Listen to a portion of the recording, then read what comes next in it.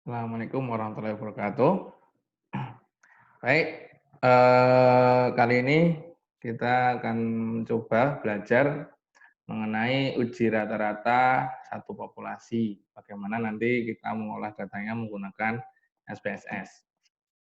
Nah, pada pertemuan kemarin, minggu kemarin, kita telah membahas yang namanya statistika deskriptif.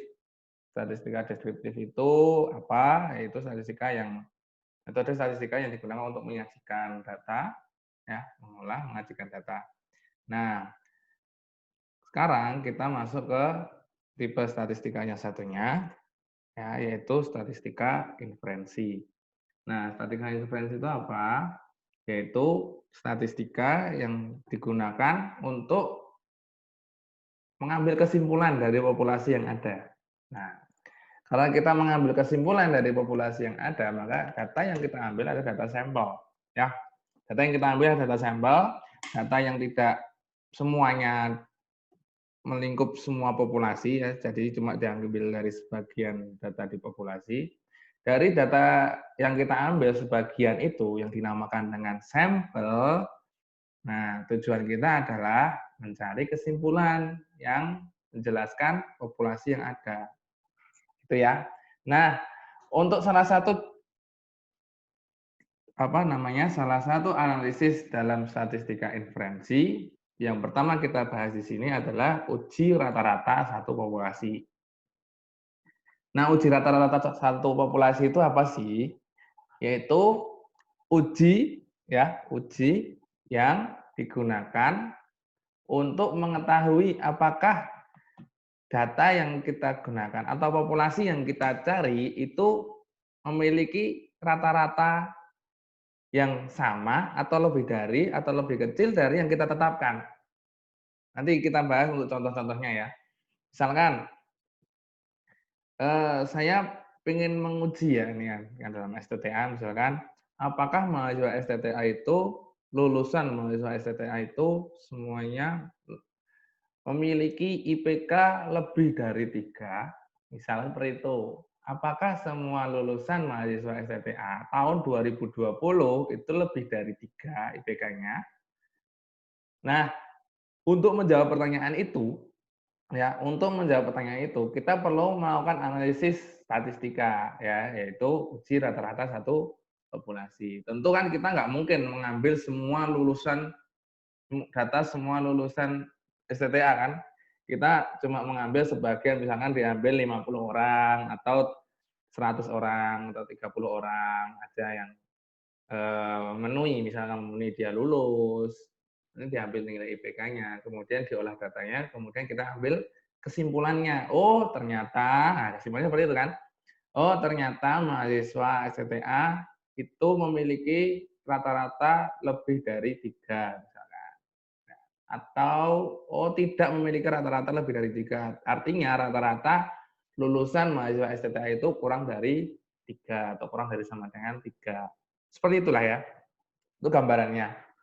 Nah, sebelumnya kita perlu perkenalan dulu yang namanya uji hipotesis. Ya, mungkin kalau kalian sudah pernah mendengar hipotesa, hipotesa atau pernyataan ya, pendugaan awal. Nah, itu yang namanya hipotesa. Hipotesa awal. Jadi kalau dalam penelitian, kita sebelum melakukan penelitian itu kita menduga-duga dulu. Ya, dugaan kita itu untuk mencari tujuan dari penelitian. Jadi dalam menentukan tujuan dari penelitian, kita harus punya pendugaan awal dulu. Ya. Nah, nanti dalam analisis statistika tujuannya adalah kita mengecek, kita melakukan uji, apakah dugaan kita itu benar atau salah. Nah, itu namanya uji hipotesis ya, hipotesa awal. Nah, karena kita perlu menguji hipotesa atau dugaan kita, maka ada dua kemungkinan, yaitu pernyataan kita benar atau pernyataan kita salah ya. Nah, sehingga di sini kalau karena ada dua kemungkinan, maka ada yang dinamakan hipotesa nol atau pernyataan yang kita uji kebenarannya itu hipotesa nol. Dan ada lagi yang namanya hipotesis alternatif atau H1 misalnya. Atau kalau ada orang yang menyebutkan HA, hipotesis alternatif. Karena ya sama aja sih HA, H1, cuma masalah penulisan aja. Nah, H1 itu adalah pernyataan yang kebalikan. Misalkan yang kita kayak tadi ya, apakah mahasiswa STTA itu memiliki lulusan mahasiswa STTA itu memiliki IP lebih dari 3, nanti H0-nya apa ya. Nah, namun di sini H0 sama H1 itu nggak harus, ya ini ya yang perlu dikoreksi bentar. H0 sama H1 itu nggak harus pernyataan yang kita uji. Misalnya tadi kan kita uji, oh mahasiswa STTA itu memiliki IP lebih dari 3. Nah itu ternyata nggak masuk ke H0, tapi H1. Nanti ada alasannya. Dan H0-nya adalah kebalikan. Nanti IP mahasiswa STTA itu tidak lebih dari 3. Misalkan. Nanti ada penjelasannya. Nah, hipotesa itu kapan kita memilih H0, kapan kita memilih H1, ada triknya.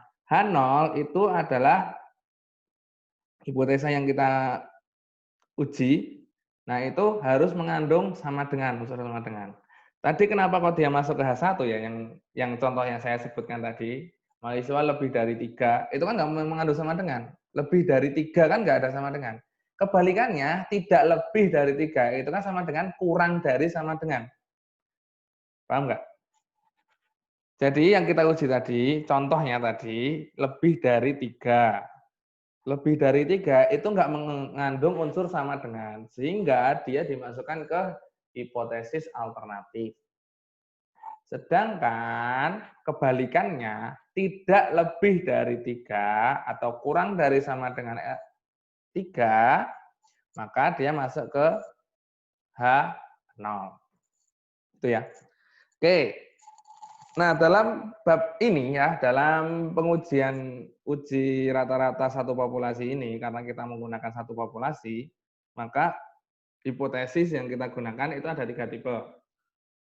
Yang pertama, uji 2 arah, sama dengan atau tidak sama dengan. H0-nya itu sama dengan, H1-nya tidak sama dengan. Contohnya apa?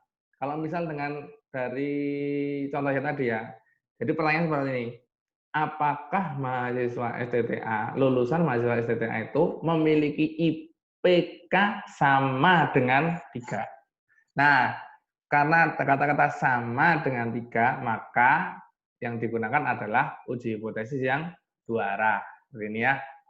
Nah, namun jika sebaliknya seperti tadi, apakah lebih dari 3, maka menggunakan uji yang 1 arah, yang sini.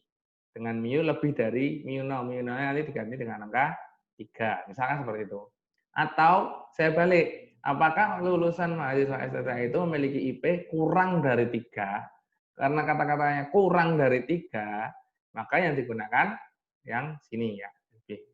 Nah, ini. Jadi H1-nya mu kurang dari 3 ya. Mu itu rata-rata. Jadi rata-rata dilambangkan dengan mu ya. Rata-rata populasi dilambangkan mu, rata-rata sampel dilambangkan S-bar ya, itu teori statistik lah. Dengan mu adalah rata-rata populasi yang diuji dan mu 0 adalah yang ditentukan nilainya terlebih dahulu ya. Sudah saya jelaskan tadi ya. Oke. Contoh yang sama tadi. Kemudian ada lagi yang namanya tingkat signifikansi. Ini perlu saya luruskan karena mungkin kemarin saya lihat di praktikum tahun kemarin ada sedikit kesalahan konsep tentang tingkat signifikansi. Jadi intinya seperti ini, tingkat signifikansi atau biasa dilambangkan dengan alfa ya, alfa itu adalah besar toleransi yang digunakan dalam menerima kesalahan pengujian. Jadi gini, karena kita mengambil data berdasarkan sampel, ya. Data yang kita gunakan itu data sampel ya, enggak seluruh data kita ambil, hanya sebagian dari populasi, maka pasti ada kesalahan dari situ. Ada kemungkinan kesalahan dari kesimpulan yang kita ambil. Paham ya? Karena apa? Karena data yang kita ambil itu adalah data tentang mengsampel, nggak seluruhnya. Contoh kalau kalian gampang, waktu pemilu kemarin, kenapa kok ada yang namanya tingkat kesalahan 5% atau kesalahan 1%, margin error. Nah, itu yang namanya tingkat signifikansi ini. Karena data yang digunakan itu bukan data populasi, data sampel. Nah, karena data yang kita ambil itu tidak semuanya kita ambil, hanya sebagian dari populasi yang kita ambil, maka ada kemungkinan kesalahan yang terjadi ya dari populasi yang dari kesimpulan yang kita dapatkan. Nah, besarnya tingkat signifikansi atau kesalahan itu ditentukan sendiri oleh peneliti ya. Saya ulangi lagi. Besar tingkat signifikansi itu ditentukan sendiri oleh peneliti. Kenapa kok ditentukan sendiri oleh peneliti? Karena itu nanti berpengaruh terhadap besar sampel yang mau diambil, eh, pengujian tentang pengujian seperti ini. Nanti untuk mengambil kesimpulan, nah itu tergantung dengan peneliti. Nanti kalau kalian waktu mengerjakan skripsi baru tahu ya gimana susahnya menentukan tingkat signifikansi. Ya. Oke. Nah, besarnya tingkat signifikansi sendiri itu tergantung peneliti, ada yang 1%, 5%, 10%. Ini yang biasa paling umum. Nah, jadi kalau mau 2% pun boleh, 7% boleh, 15% boleh. Ya. Nah, itu tingkat signifikansi. Kalau kalian masih bingung, gampangnya gini tingkat signifikansi itu. Misalkan saya menentukan tingkat signifikansi sebesar 5%. Misalkan saya menentukan tingkat signifikansi sebesar 5%. Artinya apa? Jika saya melakukan penelitian berulang-ulang ya, saya lakukan penelitian itu untuk populasi yang sama dan pertanyaan yang sama sebanyak 100 kali ya. Sebanyak 100 kali kan saya dapat 100 kesimpulan ya. Nah, di situ nanti kurang lebih ada 5%-nya itu salah kesimpulan saya. Karena saya mengambil klasifikasi 5%. Dong, saya ulang ya. Jika saya melakukan penelitian sebanyak 100 kali, maka saya ada kemungkinan salah sebesar 5 kali atau 5%. Ya, 95% benar. Seperti itulah gambaran umumnya ya. Nah, tingkat signifikansi ini berpengaruh dalam mengambil kesimpulan dari penelitian kita. Ya, tadi sudah saya jelaskan. Nah, pengaruhnya apa? Jadi gini, nanti dalam ngolah data, output yang kita peroleh, nanti ada output ya. Setelah kita klik, ada output. Nah, ada yang namanya nilai probabilitas atau p-value, nilai peluang. Atau kalau dalam output nanti di kolom sig ya, kalau kalian kok nggak ada tulisan p-value karena di dalam SPSS output yang ada itu signifikansi.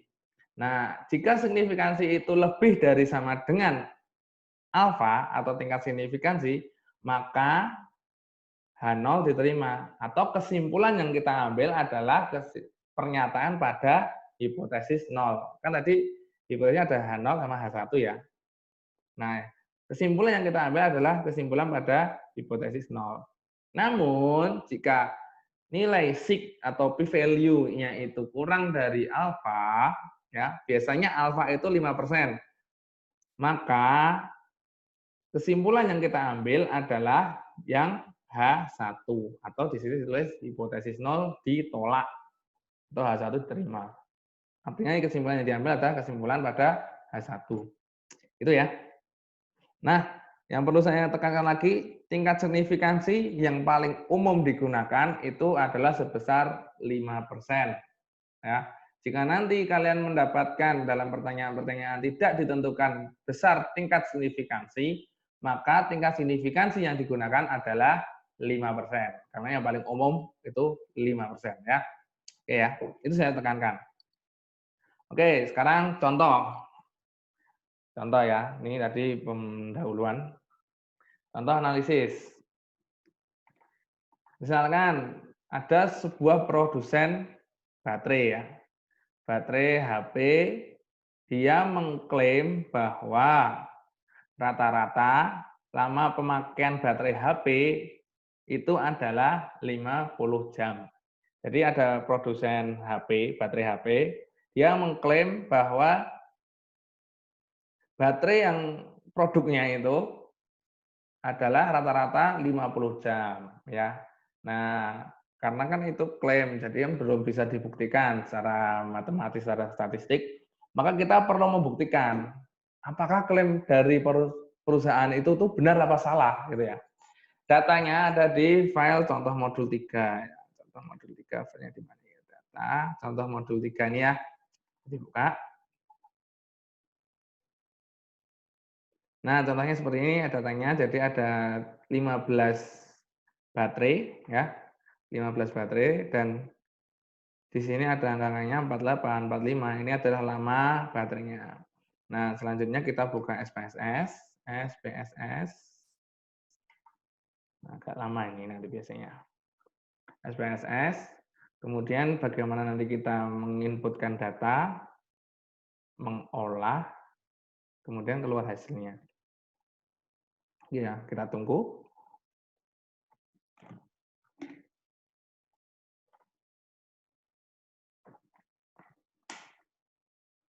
Oke, sudah keluar nih. Langkah pertama adalah muncul seperti ini kalau untuk SPSS 24. Kalau untuk SPSS yang lain mungkin agak berbeda. Nah, caranya klik new dataset ya. Kita akan membuat dataset baru. Open. Oke. Oke, muncul seperti ini. Nah, kemudian langkahnya sama seperti kemarin, kita memasukkan nama variabel dulu di variabel view. Namanya di sini variabelnya adalah lama baterai. Ya, tulis saja lama baterai. Dah. Setelah kita masukkan nama variabel, kita lihat nih datanya seperti apa. Oh, datanya kuantitatif ya, numerik ya. Data numerik sehingga sudah nggak usah diapa-apakan ya. Nggak usah diapa-apakan, tipe ini nanti ya sama aja sih, nggak berpengaruh banyak. Kemudian data view, terus ini di blok copy ya, seperti biasa lah. Di blok copy, terus di sini klik sini ya di data view tadi, data view, klik di sini lama baterai di paste. Klik kanan, paste atau bisa dikontrol V. Ya. Nah, oke, setelah itu langkahnya adalah klik ini ya. Analyze, ini analyze, compare mean, one sample t-test ya. One sample t-test. Karena yang kita uji adalah yang namanya uji T kalau dalam nanti teori yang namanya uji T. Nah, ini variabelnya kita masukkan ke tes variabel, klik di sini. Kemudian tes value. Nah, dilihat di pertanyaannya tadi. Perusahaan baterai mengklaim bahwa rata-rata lama pemakaian baterai adalah 50 jam. 50 ya. Jadi kita mengecek apakah rata-rata itu 50 atau tidak. Maka di sini dimasukkan angka 50. Jadi nanti tiap pertanyaan agak beda-beda ya, tiap studi kasus bisa jadi beda lagi. Gitu ya. Kemudian oke. Oh iya, udah langsung. Oke. Ini 70 nih ya, saya salah input. Oke. Nah, ini keluar hasilnya ya. Oh, cuma 2 ini hasilnya. Oke. Keluar hasilnya. Saya buka aja di sini langsung.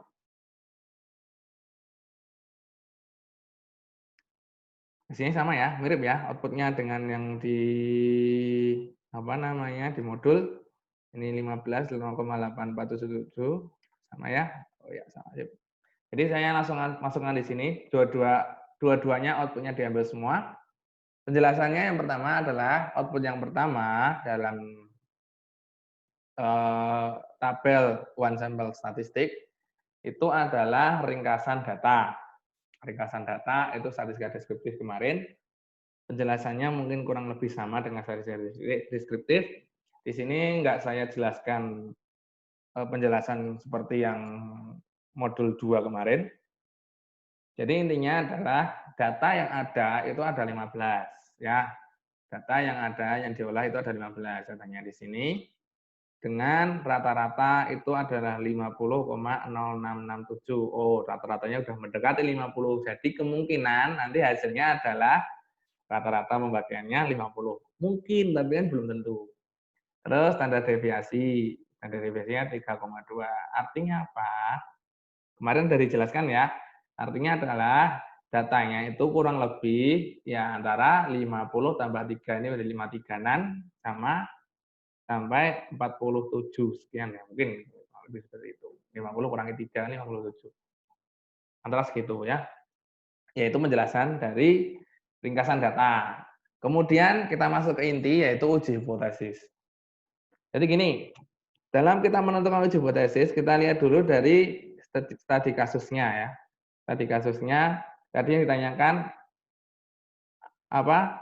Klaim dari perusahaan itu adalah 50 jam ya, lama baterai itu adalah 50 jam. Jadi perkiraan kita adalah dugaan kita adalah rata-rata pemakaian baterai HP itu adalah 50 jam. Sama dengan 50 jam. Sehingga yang masuk di dalam H0 itu yang ada unsur sama dengannya. Ingat ya, yang masuk di dalam H0 itu yang ada unsur sama dengannya. Sehingga yang dimasukkan ke dalam H0 itu adalah mu sama dengan 50 atau rata-rata pemakaian baterai itu sama dengan 50 jam. Sedangkan H1 itu kebalikan dari H0. Oke, kebalikan dari H0. Atau di sini saya tuliskan mu tidak sama dengan 50. Atau saya dapat dijelaskan bahwa rata-rata pemakaian baterai itu tidak sama dengan 50 jam. Paham ya? Nah, tadi di soal tidak disebutkan tingkat signifikansi, lah. Betul nggak sih? Oh, enggak. Enggak disebutkan tingkat signifikansi, sehingga yang digunakan adalah 5%. Itu default-nya seperti itu. Kemudian output-nya seperti ini ya. Nah, output yang dilihat, kalian nggak usah lihat yang lain-lain.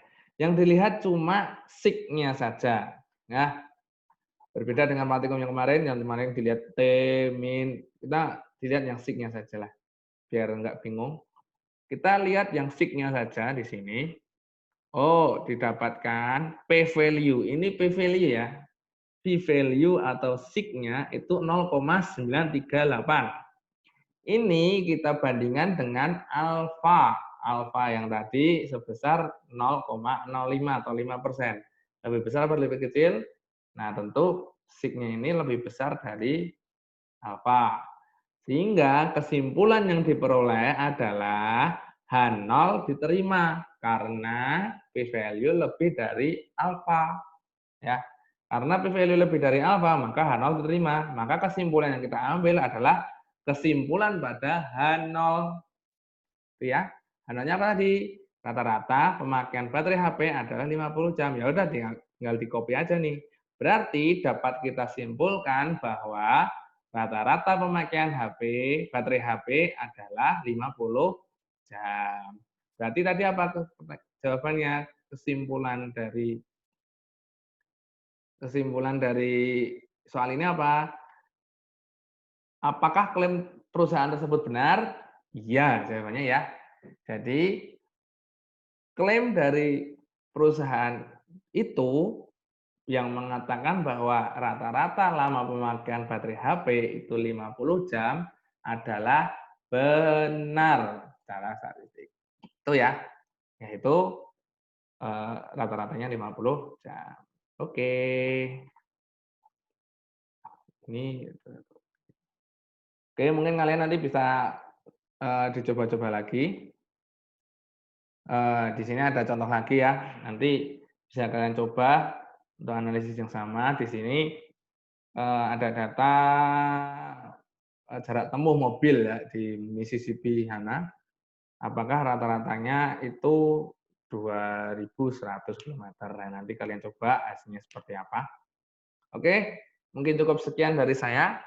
Kurang lebihnya mohon maaf, jika nanti ada hal yang mau ditanyakan yang kurang jelas, bisa ditanyakan di grup WA atau ditanyakan ke asisten praktikum atau di saya, di dosennya ya.